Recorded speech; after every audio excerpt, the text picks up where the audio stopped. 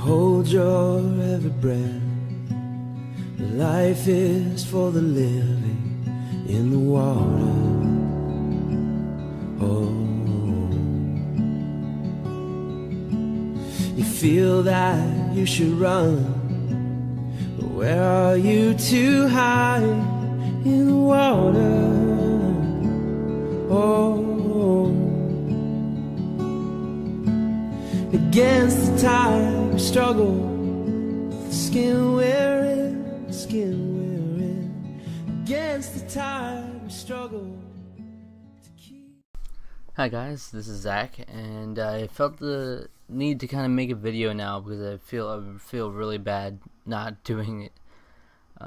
The main reason being because I recently wrapped up a game, one of the games I've been most passionate about the last generation, and that is The Walking Dead Season 2. Now, if you have been following my podcast, or if you've been following me in gaming on Twitter, on social media in general, you would probably know that I was in love with the first season of The Walking Dead, and I've been following every episode of Season 2 as it came out. I just wanted to talk about a little bit of the experience. Actually, the video ideas I mentioned I was really passionate about in my update video a while back, a lot of them are Walking Dead related videos because, like I said, I'm really passionate about that series now. The series I'm about to talk about a little bit, but there's a lot of different topics I want to cover. Maybe some things with the characters. I just want to start off saying The Walking Dead, I thought it would be almost impossible to top Season 1 for me. The finale of that, as you know if you've played it, absolutely heart-wrenching. Like, so many people admitted they cried during that. But that's the thing with this, like, people were having trouble. They were like, yeah, I actually shed a tear during that scene. But oh my god, the finale to Season 2 got me even more. Like, I'd say way more than Season 1, which is weird, because you'd think it wouldn't, like, it's not as big a deal, but if you're going through the, if you're experiencing it the way I did, then I think you'd feel the same way. But yes, Season 1 went through a very solid season, and then Season 2 starting off, it was really cool. People were liking it, but you could tell they were like always like, Season 1 set the bar really high. They're never going to be able to reach that again. And with Episode 4 had a lot of momentum that went right into the cliffhanger at the end, which led to Episode 5. And Episode 5 completely blew me away. I never expected it to be near as good as it was. In fact, I would go as far as to say it's my favorite episode out of both seasons entirely. So Season 1 starts you off with Clementine a little bit grown up. You can tell she's matured a lot since the first season. Especially even now, in Episode 5 they had a flashback scene. You could see in the first season just how young she is. You don't even notice she's growing with you in this game. But yeah, in the beginning of Season 2, you're all by yourself. It was Clementine's kind of self-journey, and then she finds another group. Yet another group crumbles in Clementine's grasp, just like that first season. And then at the end of Season 2, Episode 5, the finale, it's one of those pivotal moments where you're faced with so many actually branching options for the ending. And they're leaving it open. They had this whole hashtag going before the episode came out called #MyClementine, because it's like who you're going to be.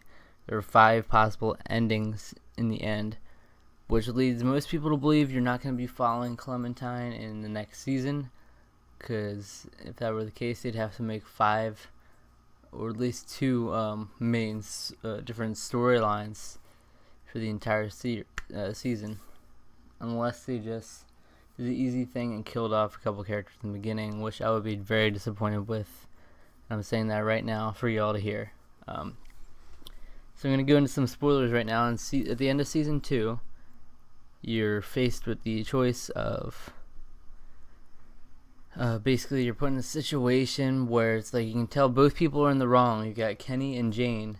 Kenny, you've been with from the beginning of season 1, and then Jane, who joined in but was kind of been like a guiding person, kind of like a Molly from season 1. Like, she definitely is competent, knows what she's doing in the apocalypse and all that kind of thing. But it's like a moral struggle, like who was right in that situation.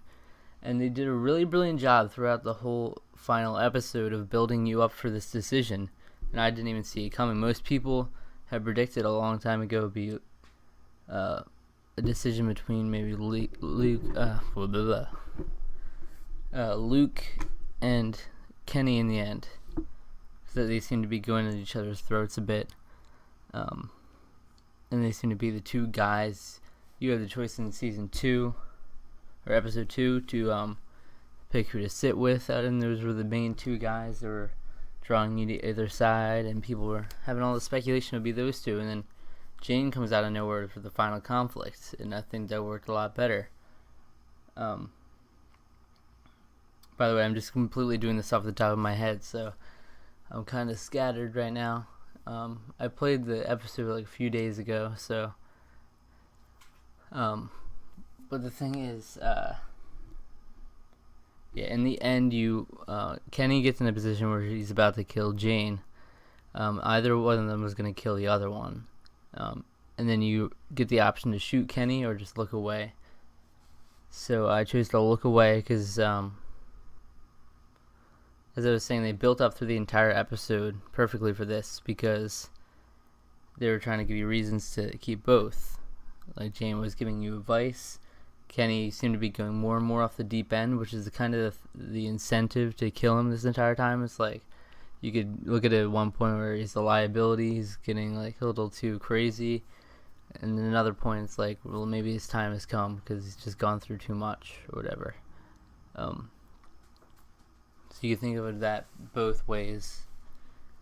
But they also do the clever idea of making him bring up Lee. He was like, I wish Lee was here. And then you have this little heartfelt conversation with Clementine and Kenny, which is a really, really good idea. Because the thing with Kenny, what makes him so brilliant, I actually want to make a video on Kenny in the future, just Kenny himself. One of the things that makes him so brilliant, it's just a lot of people hated Kenny in the first season even. A bunch of people liked him in the first season as well, but I've noticed, I watched a lot of Let's Plays because I love seeing all the different choices and how people react. Even the people who hated Kenny in the beginning love him in season 2. It's kind of a flip around here. And I think the reason why that is because Kenny's basically all you have left as a memory. He's like the last connection that links Clementine to Lee and the whole happiness and innocence she had during the first season. Kenny is that symbolism of that, because he came into season 2 out of nowhere. She thought everyone she knew had died, and then he gave her that hope. So he's a really important character. I don't think it's fair to kill him in the end because he's been the most loyal out of anyone. You've been most loyal to each other. I think you owe it to each other to stick it out. So I stuck with him, and then in the end we get to Wellington, which is this place, this sanctuary you've been looking for this whole time. And then he convinces the guard person because they didn't have enough room for us to go in there and live, so they were going to turn us away with some supplies. But he convinced them to let them take Clementine and the baby with them, because there's a baby we've been trying to protect, and he's a big part of why Kenny and Jane got in a fight. But then you get the choice of saying okay and just going in with the baby and not Kenny, or you can stay with Kenny. And I just chose to stay with Kenny. I couldn't take it. And at this point, I'm really crying hard. Like, my voice right now, it's like, it doesn't sound like it would be emotional at all. Like, a lot of times when I'm talking, I seem monotone and I talk like this a lot. But I really can be an emotional person when you put me in a point like that. In games like this, the first season even, And then this one, I was emotionally invested. And Kenny is brilliant because you've been with him longer than Lee, so the effect was even stronger for me than with Lee. Like, the Lee scene was brilliantly done. Can't say anything wrong about that, but I think this might have been done even better if you got my ending. I've seen all the endings. The James ones are not near as good to have as endings. The one where you go by yourself is not near as good. The best ending you can get is the one I got with Kenny. It just really tugs at the heartstrings the entire time. It's insane. And then I watched so many Let's Plays and playthroughs of the season from people I love to watch on YouTube. And every time I see that scene, I cry during it too, just watching it back from them playing it. It's insane what Telltale has been able to do with that. I would love for Telltale to completely blow us out of the water and do a whole story, which is 2 split stories where you could have either Kenny or Jane. But I have a feeling what they're going to do is either not be based around Clementine, or have something where your companion gets killed off anyway. In the beginning, like Omid was in this season, but that would be really lame in my opinion. Urging Telltale, like, if you're out there listening, don't do that. People would be more satisfied with not ever seeing Clementine again and leaving it that way. I think that's how they set it up too. They were like, maybe if we want to try something, we could do bring Clementine back, or maybe that can just be the end, and that's the whole My Clementine thing. She's wherever you want her to be now. It's kind of left to the imagination kind of thing. I just wanted to say The Walking Dead Season 2 far exceeded my expectations.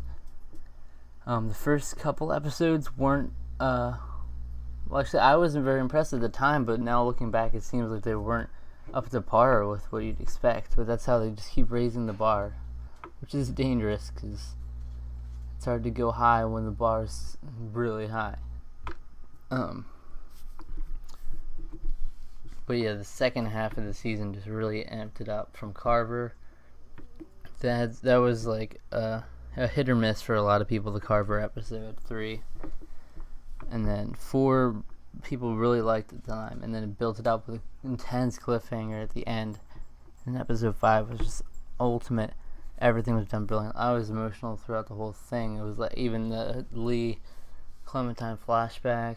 There was betrayal. There was maybe the one disappointing part was Luke's death, and that could have been handled better than it was, because I was just kind of get him out of the way, so that Kenny would be the one companion guy there, so that you wouldn't have a scapegoat to just say, oh, well, I at least have Luke.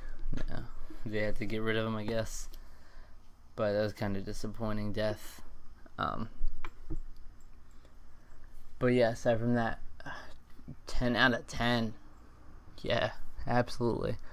One of my favorite games of this generation, or the last generation, whatever you want to call it, because it's kind of both now with that game. They've already confirmed Season 3 of The Walking Dead. It's going to be a thing. I think it'll be 2015. But who knows? It's got to be late 2015. I don't think they're even planning it yet. But all the resources are into Tales from the Borderlands and Game of Thrones right now, which are 2 I'm also really looking forward to. Obviously, The Walking Dead went right up top on priorities. I don't think you'll get the emotional attachment at all with those 2 games coming up, but you never know. And nevertheless, they're going to have the Telltale system, which is great. They're going to keep sticking with it. And I look forward to getting some of the old Telltale games as well and experiencing it. I love Telltale games. I love Clementine, and I love Kenny. Those are the things I care about most right now. Whew. So good. I'm not saying